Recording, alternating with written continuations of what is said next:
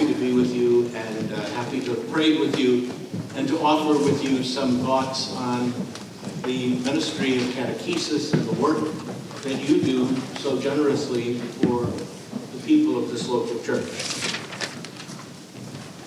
We Americans seem to have a fascination with court drama. People who have never actually been in an American courtroom seemingly know a great deal about the judicial system in our nation. The information that we have about the legal system in our land is largely, perhaps for some exclusively, dependent upon the images we have come to know on Perry Mason, Night Court, People's Court, or LA Law. And before these television smash successes, there were the great Hollywood films that preceded them. Inherit the Wind, 1960. Anatomy of a Murder, 1959. And Witness for the Prosecution, 1957. And countless others. The silver screen has allowed us to be vicariously present in the thick of courtroom drama. We are all familiar with the formula for the legal ritual that takes place with the person being placed under oath. Do you swear to tell the truth, the whole truth, and nothing but the truth? So help you God. Cameras are no longer confined to the Hollywood set. The cynical among us might even say that Hollywood has set up its own studio in the very hallways of the American courtroom. Through it all, high court drama still captivates and captures the American fascination. Just how well served is the truth, the whole truth, and nothing but the truth under these circumstances remains to be seen. But we are definitely certain that the prurient interests of our society for courtroom drama remain as compelling as ever.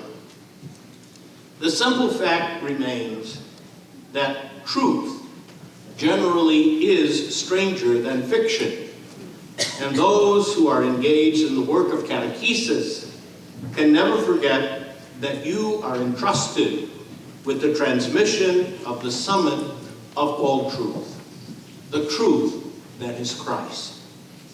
Our generation has more than its share of pilots who eventually find themselves pursuing the same question as did the first pilot.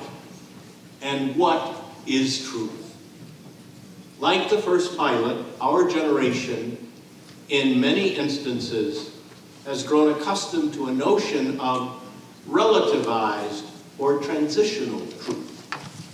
The truth that catechists share is the fullness of truth, which is found in the voice and the person of Christ himself. The truth that is Christ offers guidance and hope for a badly confused and often misdirected world. Catechetics is a broad endeavor that touches the lives of children and of adults. All of us need the truth. Our young, however, remain a primary, though not exclusive, focus of much of our efforts in catechetics.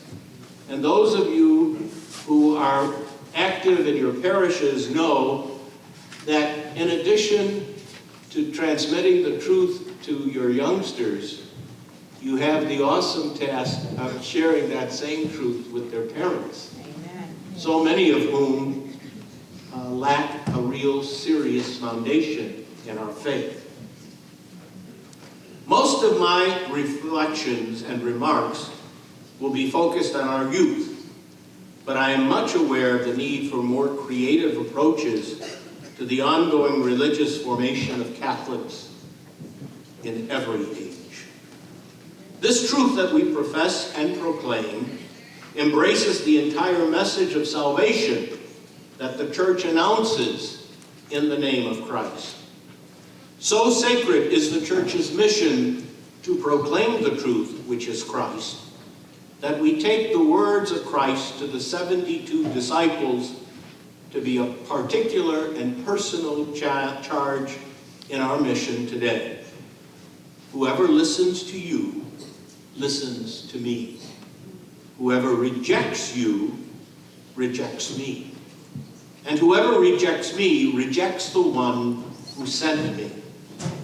The truth that we must share is established in its foundation in God's Word, and through the Church's tradition of worship of God, moral life vision, spiritual wisdom, and witness to the presence of Christ, which has been entrusted to it as the depository and guardian of the fullness of God's revelation to the human family. This truth is both cognitive and affective, since it addresses both the mind and seeks to move the heart of the community of believers. The truth that the Church professes is intended to lead to right living. Orthodoxy leads to orthopraxis, as the theologians would say. In a similar way, religious educators must also confront the challenges of proclaiming the truth that is Christ to a church that is much more keenly aware of its own rich Catholicity than it might have been only a generation ago. I propose that this is a good whose value is yet to be fully appreciated by all the segments of our church. Our church is Catholic, with all of the connotations that this particular word implies. Therefore, catechists must recognize the Catholic nature of the students that you are called to instruct and to form in the one faith of our church. I am well aware that the battle over content and method, as these apply to religious education, has long been waged and evidently is still under consideration, and has resulted in an uneasy peace where not everyone is pleased with the current state of affairs. There are many Catholic parents who have grown uncomfortable, if not disheartened, with the state of Catholic religious education. They question whether their children have been properly instructed in the faith that they profess and that they struggle to share with and to witness before their own children. Still, there are other Catholic parents who believe that the state of Catholic religious formation is much improved from the days of rote memorization that they can recall. They are grateful that religious instruction has followed the lead of other branches of education and allowed and fostered a lively dialogue between contemporary pedagogical theory and the issues that confront today's world. I grew up in a church that was always experiencing transition to some degree or another. As I can recall, the late 50s and early 60s saw dramatic shifts in religious educational practices and trends. I vividly remember the still too familiar question and answer motif of the Baltimore Catechism being replaced in my grammar school by the then pilot program of the Word and Worship Benzinger series, pioneered in my own Archdiocese of Chicago through the genius of Fathers Gerard P. Weber, James J. Kilgallen, and the wonderful Sister Mary Michael O'Shaughnessy of the Dominicans of New Orleans. These wonderful people touched my own life personally in my youth, and they unquestionably helped to shape Catholic religious education for my entire generation. They were bold and innovative in their approach, and they paid dearly for their creativity as the objects of hostile questions and occasional vilification for daring to believe that the faith of the Church might be better transmitted by means of a new catechetical approach. It is never an easy task to be creative in a transitional moment. But that remains the challenge that religious educators and catechists face today. Being faithful to the Church's doctrinal tradition and creative as the new millennium of Christianity has only recently dawned. The current generation of catechetical materials raises questions of social justice, political responsibility, communal moral dilemmas, environmental concerns.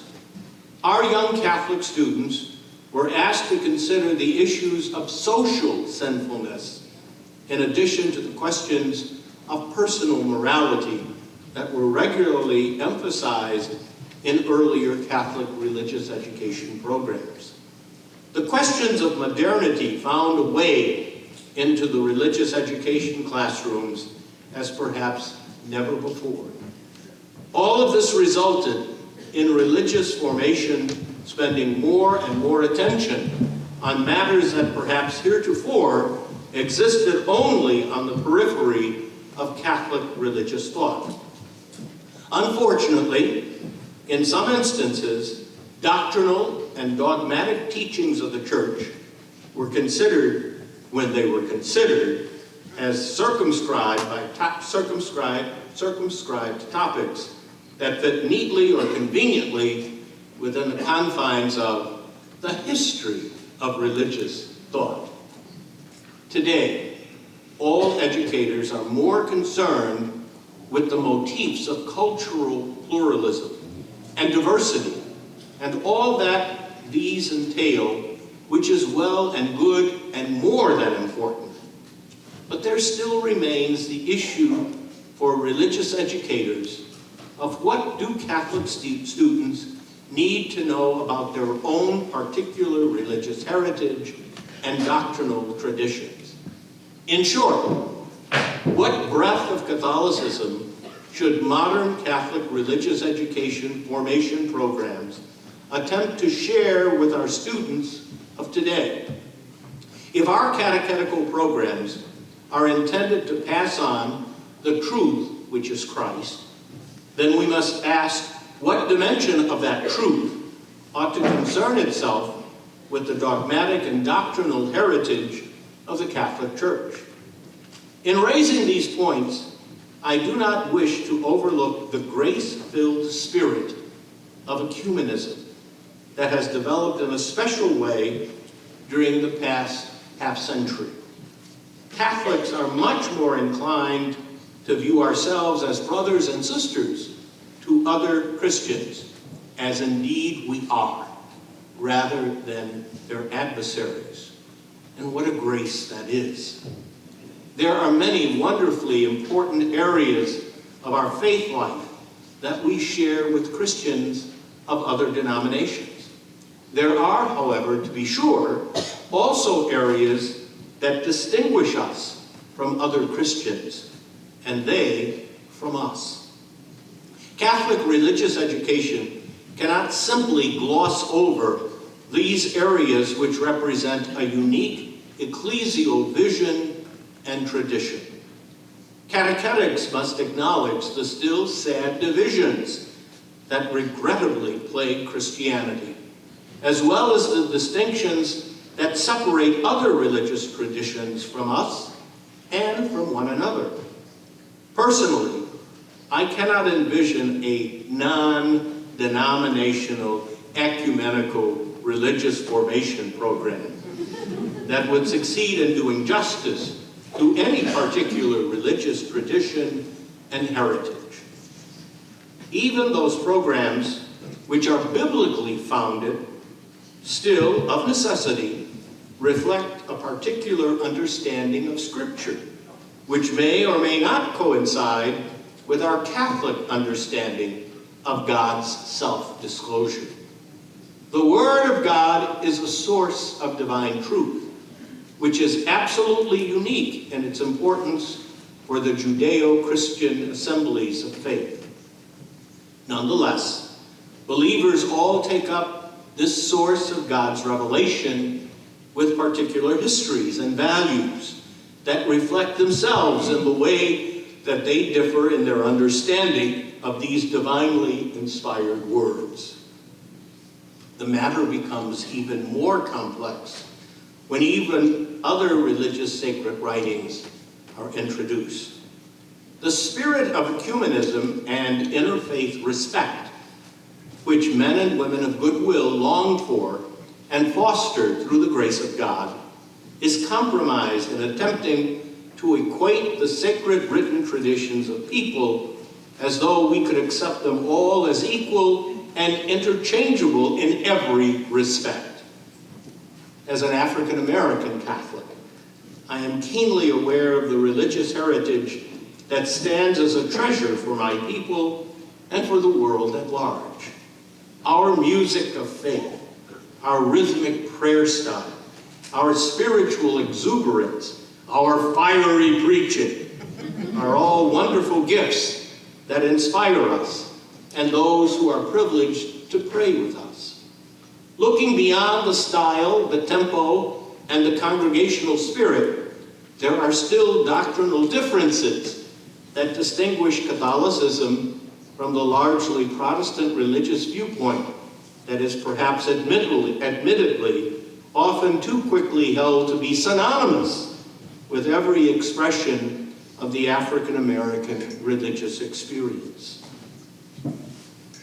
Therefore, prudence needs to be exercised in using materials that are clearly religiously African American in origin, but do not reflect our particular Catholic heritage of faith. If catechists and religious educators are engaged in sharing the truth, the whole truth, and nothing but the truth, then all the factors of a pedagogy that addresses the multicultural nature of our society, the societal as well as the personal dimensions of Catholic morality, and the doctrinal integrity of the teachings of the Church must be properly balanced. This will be no small task, since by necessity it will confront some of the most controversial religious educational topics of our day. The Catechism of the Catholic Church, published by the Holy See, should be a useful guide in reviewing the issue of doctrinal integrity and standardization of religious educational materials. I realize that this project has raised a certain level of anxiety in some circles. People may be overly anxious that the Holy See is attempting to publish a text that will render all other catechetical materials void and unnecessary. Perhaps it is the title of this work which has exacerbated such anxiety. It is called a catechism because it gathers the doctrinal elements which all Catholics are presumed to hold within our faith tradition. Our own particular previous personal experiences of catechisms may also contribute to a certain discomfort. The Catechism of the Catholic Church is not, and I repeat, is not intended to be a textbook, but to serve as a resource, a yardstick for those who write textbooks and those who plan curricula and those who oversee religious instruction and catechesis for Catholics of all ages. I personally welcome such a resource because I believe that we are still very much in a transitional moment, and the Church's official magisterium is obliged to offer a clarifying expression of the faith which can be used to guide those whose responsibility it is to hand on the truth, which is Christ, as the Church proclaims that truth in every place, to all people, and in every age. A far greater challenge still remains for catechists in using the great scope of social communications now available to you in transmitting the truth, which is Christ. The pioneer religious educators of the last generation made exceptionally good use of the publication techniques that were then available: graphics, photography, print styles, color, paper, and layout. Textbooks became much more attractive and interesting. Today, the options that are available to publishers of educational materials are vastly greater still. We live in an audio-visual world of media communications. Young people receive much of the information that they attain through social media and those educational entertainment programs that are computer-generated. Educators tend to lament the expansion of these forms of communication when they threaten or lessen children's ability to read and write. Nonetheless, in spite of the obvious negative results of over-dependence on the electronic media, there are potential benefits to be gained for the Church's efforts at evangelization and catechesis. I am not advocating, and I would like to underscore that point, I am not advocating replacing written religious educational materials with even more electronically generated data. But I am suggesting that religious educators and catechists should make a wise and prudent evaluation of the potential that lies therein for more effective transmission of the truth that is Christ. Game Boy, Nintendo, and similar video entertainment educational programs already have captured the interest and the attention of young people. Would it not be possible to tap into these styles of communication to help young Catholics to learn more about our faith? Obviously, there would be a limit to the issues that could make prudent and reasonable use of such media resources. But the developers of electronically generated information might be willing to help to plan programs that could offer doctrinal information, moral problem solving, ethical and social analysis of questions which could highlight the Church's teaching in such a way that young people would find religious education both more interesting and perhaps even engaging, especially if the authors of such programs could see a profit as the reason for developing them. While it would always remain the responsibility of pastors and catechists to determine what materials ought to be included in any such electronic data programs, the designers of these information sources might find a Catholic market a surprisingly profitable adventure. I suspect that we might be pleasantly surprised to discover a willingness on the part of entrepreneurs to consider such a discussion. I know that parents run hot and cold over the merits and demerits of these expensive, time-consuming, and escapist forms of entertainment. But researchers also point out that they do develop certain skills and can communicate certain information. Could we not even consider the use of such programs to help us more effectively transmit the truths of our faith?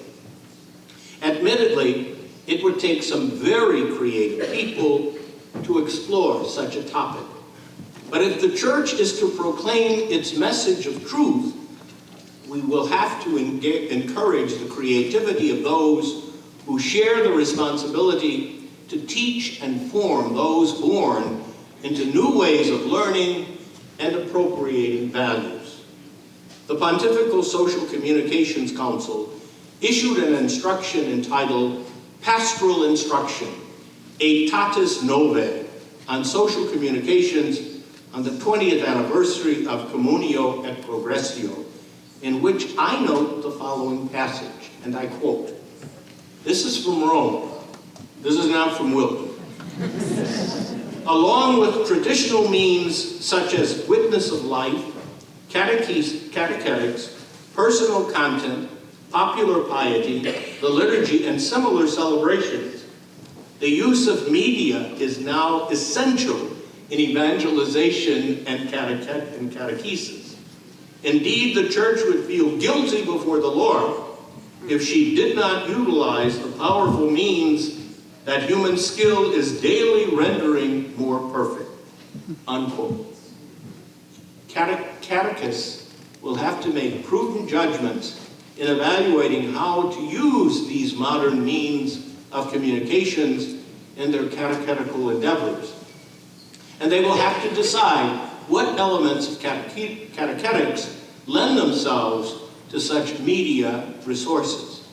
But we cannot overlook these assets in our work. Proclaiming the truth that is Christ has never been a greater challenge for the Church than it is today.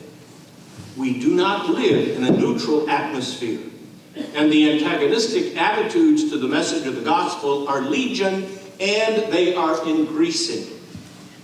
But as great as the obstacles are, I believe that the opportunities are even greater.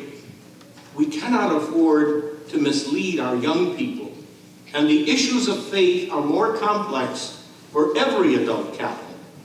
The only possible answer is to grow more resourceful in the presentation of the faith of our Church.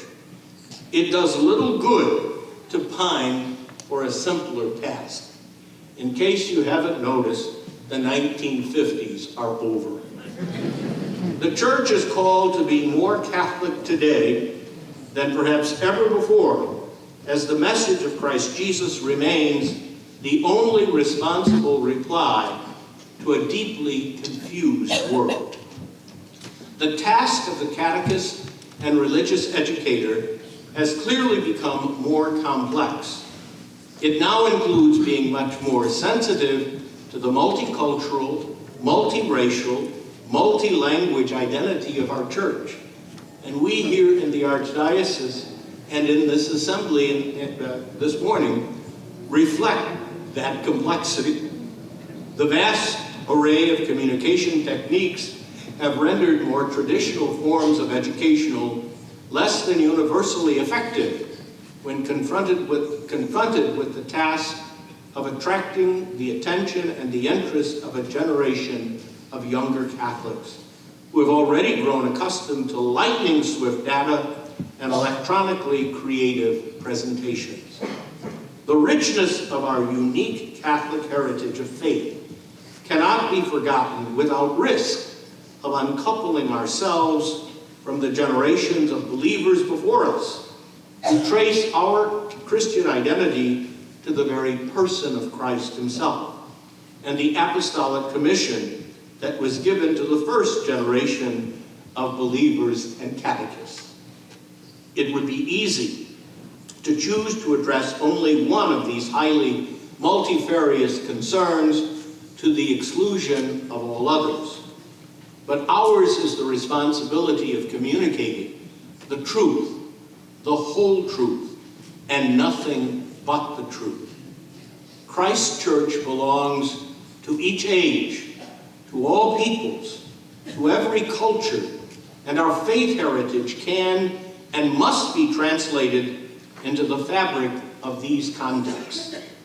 The Church remains Catholic because it remains a community of believers whose unity is always capable of accepting the richness of another race or culture and transforming that gift with the grace of Christ, even as the Church herself is renewed.